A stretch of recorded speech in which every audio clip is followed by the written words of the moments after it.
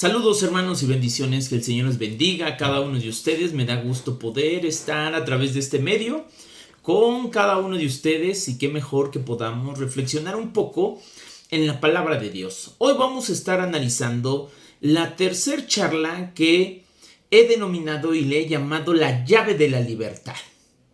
Aprendamos a renunciar a nuestra mentalidad de víctima. Eso es lo que vamos a estar viendo. Durante estas semanas hemos nosotros estado analizando y estudiando la forma en la cual Dios quiere ir recuperando nuestra propia vida. La forma en la cual Dios utiliza incluso muchas circunstancias de nuestra vida para hacernos reflexionar de que necesitamos ayuda en varias áreas de nuestra vida. Y si tú has logrado ir durante estas semanas trabajando, estudiando y reflexionando acerca de cómo Dios quiere recuperar tu vida, yo te quiero decir que entonces estás yendo por un camino que para muchos quizás sería algo muy difícil, otros más quizás desisten, otros más quizás ni siquiera quieren saber qué es lo que ellos deben de realizar para que obtengan un cambio en su vida. Pero si tú eres de los que están buscando un cambio significativo en tu vida, hoy quiero hablarte a través de esta lección. Hoy quiero hablarte a través de esta charla. Hay un texto en la Biblia que se encuentra en el Evangelio de Juan, capítulo número 5, versículo 1 al 11. Aquí se nos narra algo muy interesante. Me gustaría que tú después pudieras buscarlo, pudieras leerlo con mayor detenimiento, pero me gustaría un poco narrar la situación que está sucediendo en este pasaje de la Biblia. Te explico. Algunos historiadores bíblicos afirman y dicen que existía un gran estanque donde muchos peregrinos llegaban y donde este estanque era sumamente visitado por estas personas que viajaban hacia el templo allá en Jerusalén. Eran visitantes de diferentes regiones que llegaban a hacer su adoración allá al templo de Jerusalén. Pero llevaban consigo sus propios animales, sus animales de sacrificio. Algunos podrían ser unas pequeñas palomas, ovejas, corderitos o bueyes. Pero mira, la finalidad de ese estanque era de que muchos peregrinos llegaban a ese estanque para poder lavar sus animales y después entonces ya de que eran lavados sus animales, ahora sí podían ir y presentarlos delante del sumo sacerdote allá en el templo de Jerusalén. Y estos animales pues el propósito era llevarlos al templo para poder ser sacrificados. Bueno, ¿qué estanque era, no? ¿Cuál era ese estanque? Era un estanque que tú quizás tú conoces y has leído acerca de este estanque y que se encuentra en la palabra de Dios. El estanque era el denominado estanque de Betesda. Imagínate. Hay veces que nosotros nos imaginamos cuando suceden cosas en la Biblia, ¿no? Nos va narrando y tú tienes como que esa creatividad, despiertas esa creatividad, de decir, me imagino que quizás así debería de ser. Bueno, nos imaginamos, ¿verdad? Pero mira, qué fabuloso es para aquellos que tienen el gran privilegio de ir y visitar, ¿verdad? De viaje esta ciudad, la denominada Ciudad Santa, allá en Jerusalén, y poder ver exactamente, o al menos tener una idea de cómo eran las situaciones, ciertos paisajes, ciertos lugares, ¿verdad? Y cuando esto sucede, bueno, ahora comprendes muchas de las cosas que quizás se nos narran referente a la palabra de Dios. Pero a veces que nos imaginamos ciertos sucesos de cierta manera, pero te explico y te digo algo. Este lugar no era un lugar donde el agua era un agua quizás cristalina, no era un estanque o unas piscinas, ¿no? Como quizás tú puedes imaginártelo, ¿no? Como cuando vas a un parque acuático o algo así. o un estanque quizás, y alrededor lleno de flores o algo. No es así. Muchos afirman que este estanque era un estanque muy sucio, donde el agua incluso despedía mal olor. Era un agua muy sucia. Imagínate, llegaban animales, los bañaban ahí, los animales se hacían del baño. Era un lugar, un agua llena incluso hasta de estiércol. Y no nada más eso, un lugar que albergaba esta clase de animales y que no nada más esto, existía muchísimo ruido alrededor por lo mismo que existía en esta dinámica que existía en ese lugar. ¿Qué es lo que tenía de interesante este lugar? Los judíos dicen así, dice el texto que te di al principio, dicen que habían convertido ese estanque en un santuario de milagros.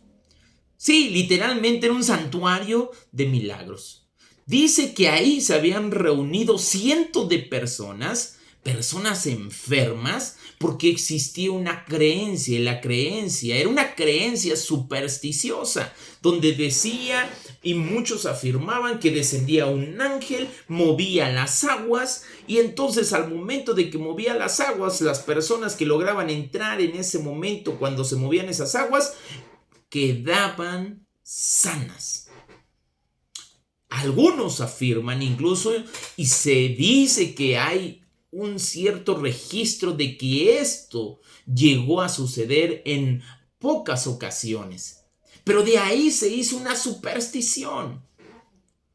Ahora nosotros podemos ver ciertos lugares donde hay muchísima superstición, donde se manejan cierta clase de creencias, y te digo, muchas veces se generan ciertos milagros a través de esa superstición.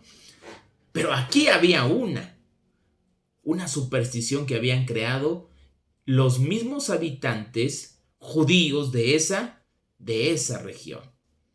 Pero esta superstición había reunido no a una persona, había reunido a varias personas, pero eran personas llenas de poca esperanza para ellos. Eran personas cuya esperanza era poder ser sanos. Y no nada más poder ser sanos, que pudieran tener una vida distinta, una vida diferente. Y te explico, había personas que no solamente ya llevaban días en ese lugar, ni meses en ese lugar, llevaban años en ese lugar esperando un milagro. Tanto fue la popularidad que dicen y se cree que el mismo gobierno judío, el mismo gobierno de Jerusalén, mandó a construir 5 pórtigos en ese lugar para poder albergar a toda esta clase de personas, porque ya eran varias personas que estaban viviendo ya en ese lugar, esperando a que pudiera descender un ángel y pudiera hacerles ese milagro. Este lugar era histórico, desde luego que sí, y más para su tiempo. El mismo nombre nos lo dice. Dice que este estanque le habían puesto Betesda. En arameo es este nombre Betesda. Para nosotros, en la traducción al español, se traduce como casa de misericordia. Imagínate, casa de misericordia. Ya era un hogar este lugar.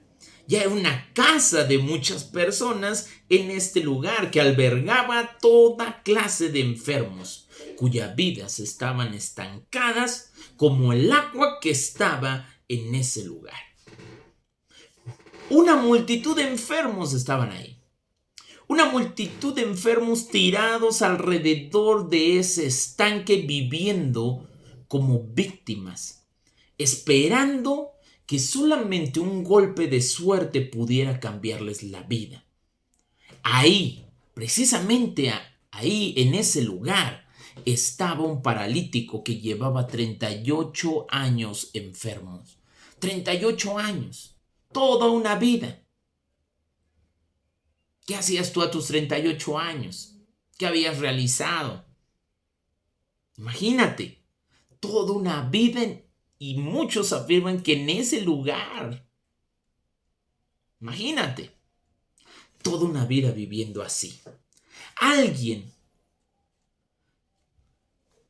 podía acudir a este lugar, buscar cierta información y poder obtenerla, quizás de las personas que habían estado durante muchísimo tiempo ahí.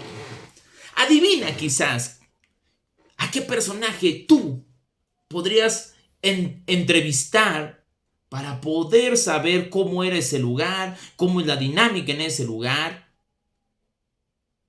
¿A quién podríamos nosotros acudir? A la persona que podría llevar más tiempo viviendo o estando en ese lugar. Y dice ahí que estaba un paralítico de 38 años. Yo no dudo, quizás este hombre ya llevaba, como nos dice, 38 años paralítico. Y al parecer hay algo que Jesús vio en su corazón y le llamó mucho la atención. Y más cuando supo que llevaba mucho tiempo ahí. Si hay alguien a quien podríamos nosotros acudir, ¿no? Y preguntarle cómo era ese lugar, oye, cómo es la dinámica ahí, yo creo que podría ser a ese paralítico. Yo creo que él sabía muy bien cómo era la situación en ese lugar. Yo creo que él podría habernos dado, podría darnos información de ese lugar. A él se podría acudir. Este hombre tenía varios años estando ahí. Y no dudo que quizás era el rey de los enfermos. Tú puedes decir, ¿y esta historia qué tiene que ver con nosotros y en nuestro proceso que estamos teniendo, en nuestra serie de aprendizaje que nosotros estamos teniendo durante este mes? Te explico algo. Muchos esperan un milagro en su vida. Muchos esperan un milagro para que su vida logre cambiar. Otros más tienen esta idea de que al momento de llegar a la iglesia, un milagro puede aparecer en su vida. Ese milagro que logre cambiar el rumbo de su vida. Otros más viven esperanzados de que algo algún día va a llegar y va a cambiar su manera de vivir. Otros más quizás hasta esperan un ángel, algo divino, milagroso, que agite el alma de sus vidas y que de manera sobrenatural todo cambie para siempre en su vida. Y así son muchos. Y quizás tú eres de esta manera o has pensado de esta manera. Algunos esperan un milagro en sus relaciones, otros esperan un milagro con sus hijos, otros esperan un milagro en su trabajo. Muchos están esperando cosas milagrosas para que cambie el rumbo de su vida. Pero te digo, y quiero comentarte esto, a esto yo le llamo superstición. Sí, tú puedes decir, ¿cómo es esto? Sí, superstición. ¿Sabes por qué? Porque incluso nosotros como hijos de Dios, como cristianos, también manejamos en ocasiones ciertas supersticiones religiosas. Algunos afirman, si tú declaras, entonces vas a obtener. Otros más afirman, si tú pronuncias, tú lo vas a obtener. Otros más dicen, necesitas ayunar más todavía. Otros más, no, todos los días necesitas levantarte, orar a tal hora. Y ojo con esto, yo no estoy diciendo que alguna de estas cosas, como la oración, como el ayuno, sean algo incorrecto. No me estés malentendiendo esto. Lo que te estoy diciendo y lo que quiero decirte es de que muchas de estas acciones no te ayudan a que tú realmente generes un verdadero compromiso por cambiar.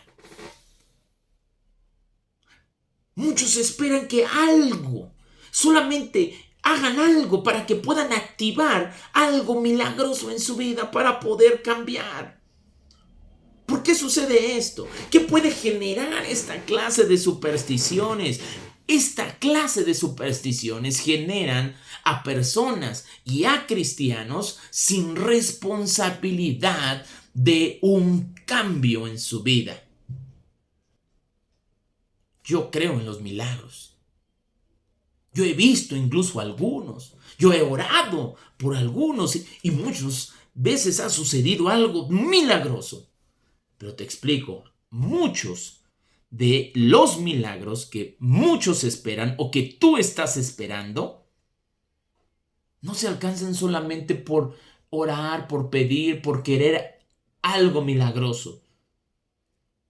Se alcanzan cuando tú te comprometes con Dios y cuando eres obediente a Él. Por eso, esta historia me llama mucho la atención. Y a través de esta historia hay 3 enseñanzas fundamentales que espero que tú puedas comprender el día de hoy. Porque muchos no logran cambiar, porque no han logrado comprender estas 3 enseñanzas en su vida. Y lo primero es esto: decide salir de tu estanque. Dice en el versículo número 6 del texto base que estamos analizando en Juan capítulo número 5, dice de esta manera: cuando Jesús lo vio acostado y supo que llevaba mucho tiempo así, le dijo: ¿quieres ser sano? ¿Quieres ser sano? Y esta es una pregunta para ti y para mí. ¿Quieres ser sano?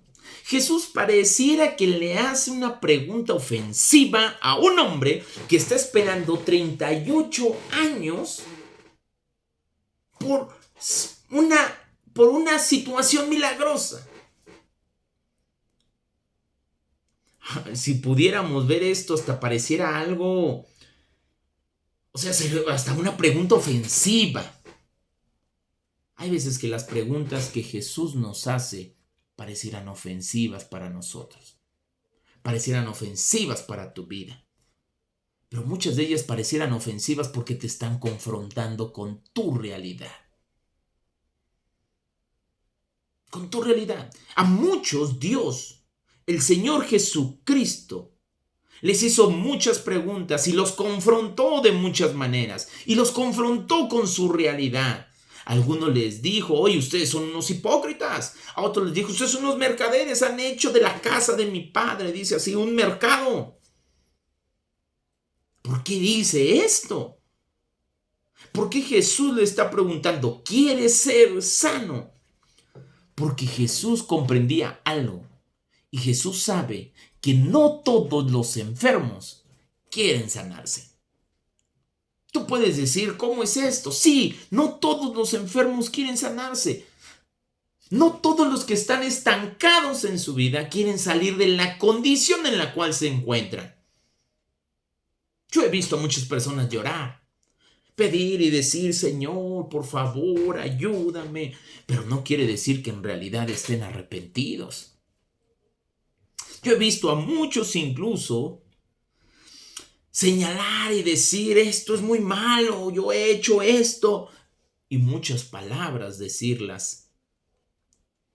Pero muchos no logran dar el paso del cambio en su vida. Otros más solamente desean un apapacho, decir: estás bien, no te preocupes, pobre de ti. Pero no toman la decisión de cambiar.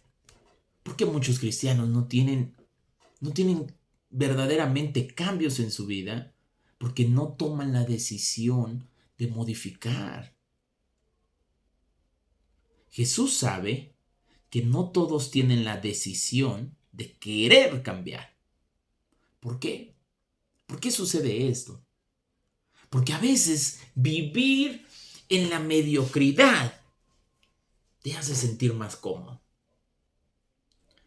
En el estanque tú puedes estar en ese lugar y te puedes encontrar quizás en tu propio estanque. Y es más cómodo estar así.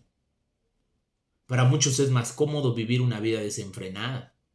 Para muchos es más cómodo ir los días viernes, los fines de semana y llevar una vida social donde acuden a ciertos lugares donde hay vicio, donde hay muchas cosas que después les hacen ser esclavos en su vida. Para muchos es más fácil vivir así. Es más fácil decir yo no soy hipócrita y vivir como tú crees que debes de vivir, pero sin ninguna responsabilidad. Es más fácil estar en un lugar donde quizás hay alcohol, donde quizás hay drogas, donde quizás hay otra clase de hábitos malignos y que destruyen. Para muchos es más fácil estar con amigos que solamente los están llevando a la perdición. O a muchos incluso hasta estar con una pareja con la cual quizás saben que no deberían de estar. Pero muchos siempre argumentan y dicen, bueno, es que esto a mí me da tranquilidad. Es que bueno, esto es lo que tengo. Bueno, esto es lo que a mí me hace feliz. Te digo esta gran verdad. Todos tenemos la capacidad para cambiar. Solo que muchos no quieren hacerlo. De hecho, si tú eres cristiano, si tú eres hijo de Dios, si tú te has bautizado, ya Dios te ha dado el poder para cambiar. Te ha dado el Espíritu Santo para cambiar.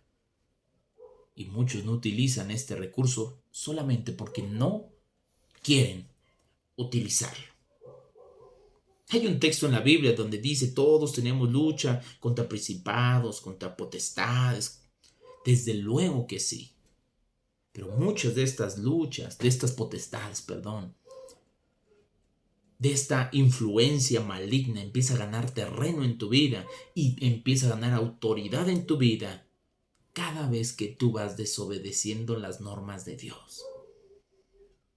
Pero te explico, cuando tú empiezas a obedecer las normas de Dios, empiezas a quitarle autoridad a aquello que te está influenciando, a aquello que quiere gobernar en ti. Lo primero que tú tienes que hacer es decide salir de tu estanque. Decide ya dejar aquello que sabes que es equivocado. Lo primero, ¿quieres ser sano? Depende de ti. Segundo, aprende a renunciar a la mentalidad de víctima. Aprende a renunciar a tu mentalidad de víctima. Dice el versículo número 7 del texto que estamos analizando, el texto base, dice, Señor, le respondió el enfermo, no tengo quien me meta al estanque cuando se agite el agua, y entre tanto que yo voy, otro desciende antes que yo. Interesante. Checa la pregunta. La pregunta es, ¿quieres ser sano? ¿Cuál fue la respuesta? La respuesta es, Señor, no hay quien me meta en el estanque. Cuando se agite el agua, dice, y ahí voy yo, y otro me gana. Otro me está ganando la bendición. Jesucristo le estaba preguntando por qué o cuál era la situación de estar así. No. Le estaba preguntando, oye, ¿y por qué tú no eres sano? No. La pregunta fue, ¿quieres ser sano? Esta clase de respuesta solamente nos indica algo, el tipo de mentalidad que tenía este hombre. Y te explico, muchos tienen esta mentalidad, la mentalidad de víctima. Este hombre no nada más estaba paralizado en su cuerpo, ya estaba paralizado incluso en su mente. Él estaba paralizado en su mente. ¿Por qué? Porque en su mente decía, a mí nadie me ayuda. Y cuando yo voy al estanque, dice, no hay quien me meta ahí. Hay otros que me ganan. En otras palabras, está diciendo, estoy así por la culpa de otros, porque otro me gana la bendición, porque no hay a mí quien me ayude.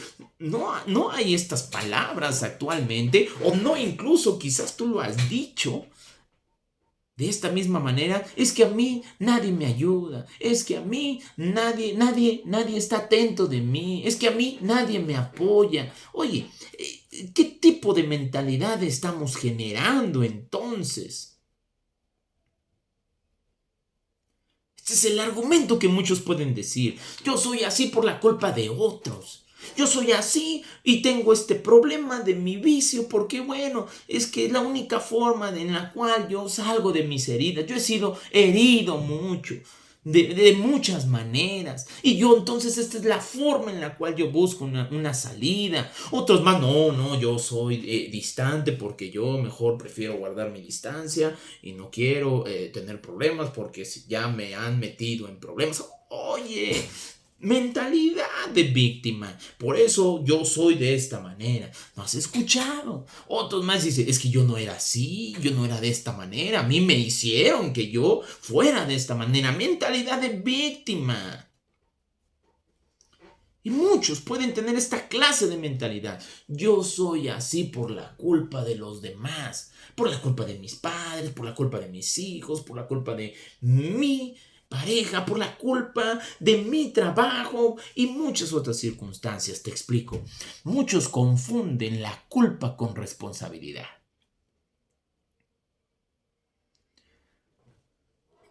Te digo esta gran verdad. Tú no tienes la culpa de todo lo que quizás te ha pasado, te ha sucedido. Tú no tienes la culpa de haber vivido muchas circunstancias quizás dolorosas en tu vida. Tú no tienes la culpa de que alguien quizás te haya herido incluso de una manera muy, muy fuerte en tu vida. Tú no eres culpable de eso. Pero sí eres responsable de hacerte cargo de todas estas cosas en tu vida.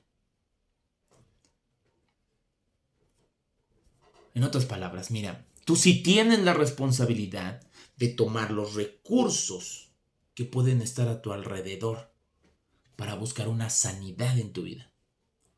Tú eres el responsable de tomar los recursos que Dios, que el Evangelio te da para que busques entonces la sanidad de tu alma. Mira, tú sí tienes la responsabilidad de caminar por un proceso de sanación en tu vida. Tú sí tienes la responsabilidad y el compromiso de poder buscar ese proceso donde el Evangelio de Cristo, donde la palabra de Cristo te ayude a sanar. Sí, no tienes la culpa de aquello que te ha dañado, pero sí tienes la responsabilidad de no convertirte en aquello que te ha hecho daño. ¿Vamos entendiendo? No tienes la culpa de aquello que te ha dañado. Tú no fuiste el responsable de muchas cosas, pero te sucedieron. Pero sí eres responsable de que eso no te destruya, vamos. Si eres responsable de no convertirte en aquello que te ha dañado tanto. Y muchos se consideran responsables de muchas cosas, de muchas heridas. Pero hoy Dios te está dando la libertad y te está diciendo, no lo eres, pero sí eres responsable de saber cómo manejar esas situaciones tan dolorosas en tu vida. Muchos no se consideran responsables de sus acciones ni de sus pecados. Al contrario, muchos se consideran víctimas. Y te explico algo. Dios solamente va a poder salvar a aquellos que se hacen responsables de sus acciones y de sus pecados. Si eres víctima, Dios no te puede ayudar, Dios no te puede salvar. Porque una de las cosas que Dios está pidiendo es aceptación. Acepta que has vivido de una manera equivocada. Y acepta que necesitas la ayuda de Dios y necesitas la misericordia de Dios. De lo que hemos estado viendo en otras charlas. Así que cambia tu mentalidad de víctima. Hay cosas que tú no puedes manejar. Hay cosas que no puedes cambiar. Pero sí hay cosas en las cuales tú puedes responsabilizarte para que se genere un compromiso de cambio y de sanación en tu vida. Tercero, confronta tu perspectiva humana. En Mateo 16, 21 al 28, dice de esta manera: Desde entonces Jesucristo comenzó a declarar a sus discípulos que debería de ir a Jerusalén y sufrir muchas cosas de parte de los ancianos, de los principales sacerdotes y de los escribas, y ser muerto, y resucitar al tercer día.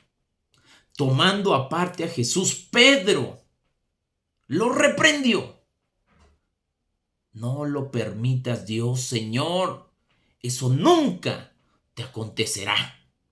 Pero volviendo, él dijo a Pedro: quítate de mí, Satanás.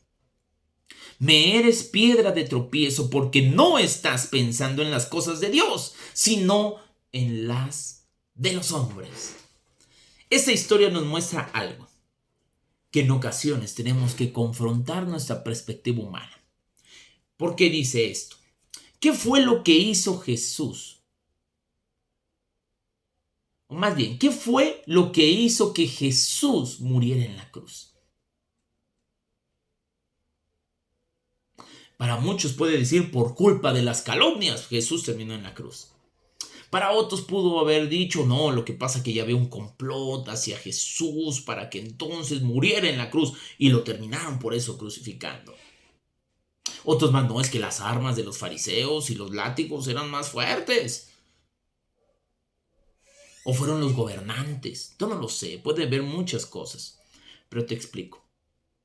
Lo que hizo que Jesús muriera en la cruz fue la decisión de Él mismo por morir por amor por cada uno de nosotros. Él lo decidió. Esa es la gran diferencia entre Jesús y muchos otros. Por amor Él decidió dar su vida por ti y por mí. El texto dice que después de que Jesús le dijo a sus discípulos que iba a morir y que tenía que ir a Jerusalén precisamente a morir, dice que Pedro reaccionó de una manera, bueno, siendo Pedro, vamos, como siempre era, ¿no? Impulsivo, vamos.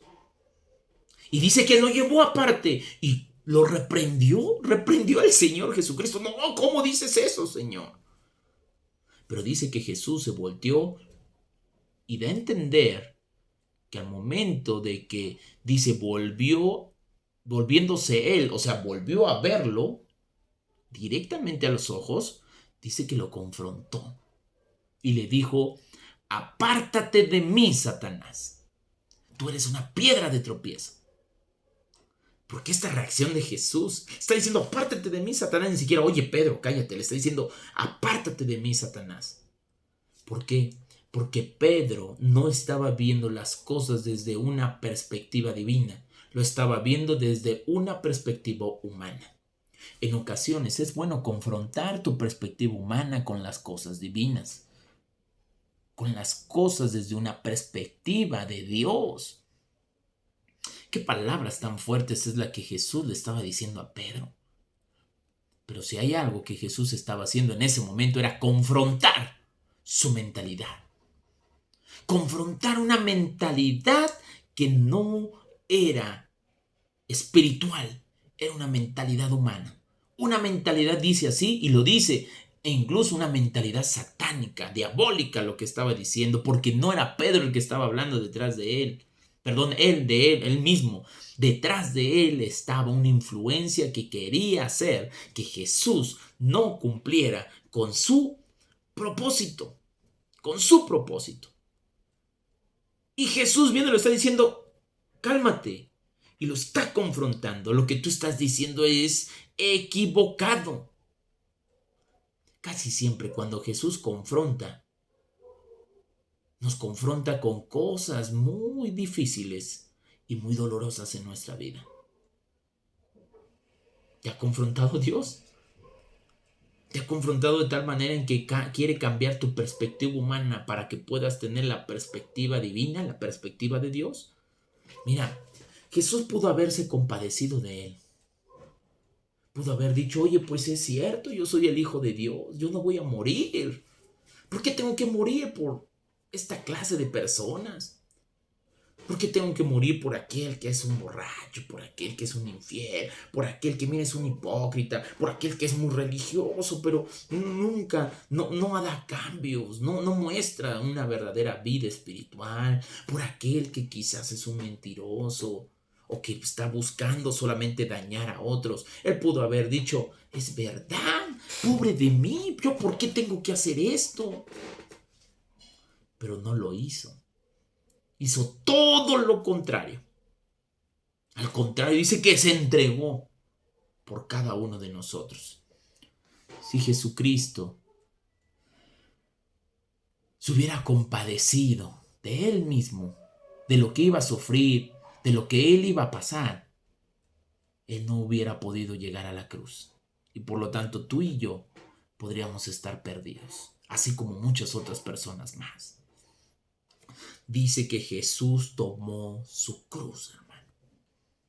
Empezó a caminar hacia su objetivo. Y muchos pueden tomar su cruz y decir, pues yo soy víctima de esta cruz, aquí está mi cruz, aquí la traigo. Y muchos se compadecen de sí mismos. Y dicen, bueno, pues ya ves, es la vida que me tocó. Otros más, pues ni modo, pues son todos mis problemas. Otros más, pues es que son todos el odio, todo lo que yo he albergado en mi corazón. Y ahí la traen. Y muchos se compadecen de sí mismo, pobre de mí. De verdad yo sí sufro, he sufrido mucho, de verdad yo sí he sufrido mucho. Puedes compadecerte, puedes ser como Cristo. Porque Cristo, te explico algo, fue un héroe de fe. Donde a pesar de todas las circunstancias en contra, de todas las cosas malas, Jesucristo siguió hacia adelante. Y siguió hacia adelante cargando su cruz y yendo al lugar a donde tenía que ir para cumplir el propósito de su vida. Fue un héroe de fe.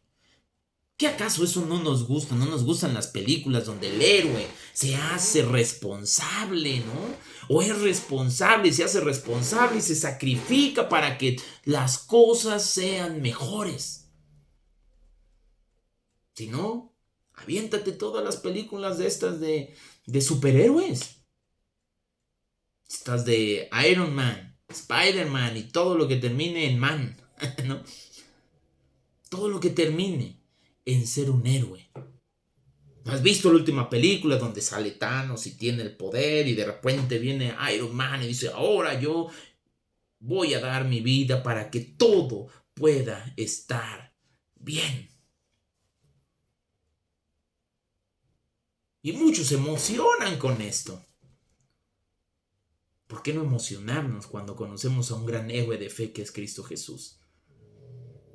De la misma manera, ese dolor que tú tienes, esa circunstancia, esa herida, puedes manejarla de la manera en la cual te ayude a glorificar a Dios.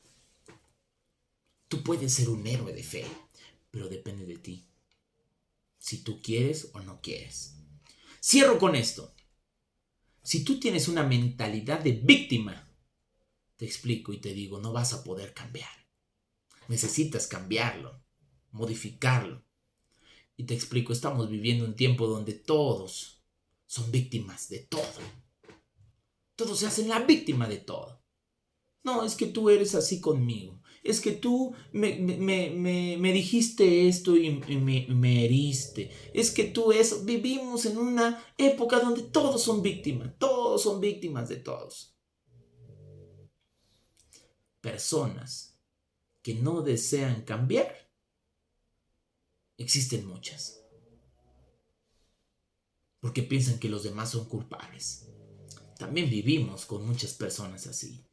Jesús le dijo al paralítico, levántate, toma tu lecho, y le dice, anda. Quizás hoy te está diciendo, en lugar de levantarte, te está diciendo, y Jesús te dice hoy, perdona. Hoy Jesús te dice, quizás ya corta con esa relación que no te lleva a algo bueno, o que te está trayendo frustración y sufrimiento. Quizás te está diciendo, deja ese ambiente. Quizás te está diciendo, pide ayuda. O quizás te está diciendo, necesitas bautizarte. Y necesitas entregarte a Dios. O necesitas comprometerte más. O ya necesitas perdonar. Yo no sé qué es lo que Jesús hoy te esté diciendo a ti o lo que te esté hablando. Pero en este proceso necesitas levantarte. Pero necesitas levantarte sobre la palabra de Dios. Este hombre logró levantarse y tomar su lecho y caminar. No nada más porque, sucedió algo milagroso. No fue por un agua supersticiosa. Fue por la palabra que Dios le dijo. ¿Por qué es importante entonces llevarte tu lecho? Porque le dijo, toma tu lecho. ¿Te acuerdas que yo te decía que ahí existían muchas personas? Tomar el lecho era dejárselo a otro, para que otro viniera y ocupara ese lugar. Otros más, quizás, u otra perspectiva podría ser también que llevarse el lecho o dejarlo ahí era una forma quizás de que hubiera una alternativa para un día, por cualquier cosa, poder regresar. No debes dejar tu lecho. Destrúyelo. Acaba con él. Porque si no vas a querer regresar. Muchos no logran acabar con su lecho, con aquello que les pertenece, que dice, ha vivido tanto tiempo conmigo, que no lo puedo dejar, no lo puedo destruir. O mejor, prefiero guardarlo por cualquier cosa. Hoy debes tomar tu lecho, destruirlo, y tienes que levantarte. Así que, hermano, eso es lo que hoy Dios te está pidiendo en este proceso de recuperación. La llave de la libertad se encuentra en renunciar a la mentalidad de víctima. Dios te bendiga.